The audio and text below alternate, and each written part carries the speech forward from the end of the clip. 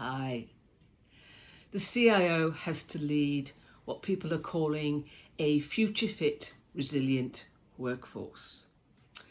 And that is particularly important for IT, who have been asked to do more in 2020 than they've ever been asked before. And I talked on Monday about how much more they're going to be asked to do as we move forward. So the pace of change for people in IT is not going to slow down anytime soon. So they need to have resilience and be resilient in the face of that constant disruptive and uncertain change that's going to be thrown upon them.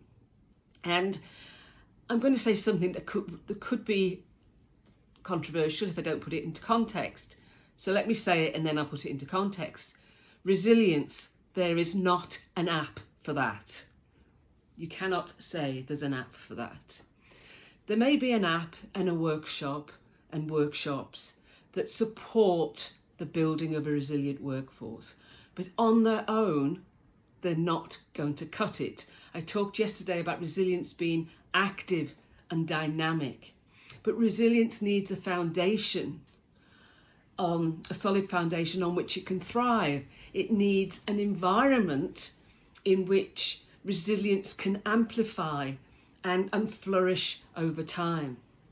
So if you don't have a culture that embraces the fact that constant change is the norm, you will kill resilience.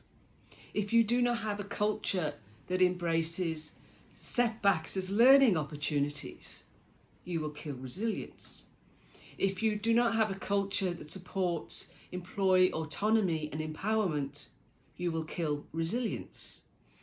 If you do not have a culture that encourages creativity and innovation and risk-taking and experimentation, you will kill resilience. If you do not have a culture of psychological safety, you will kill resilience.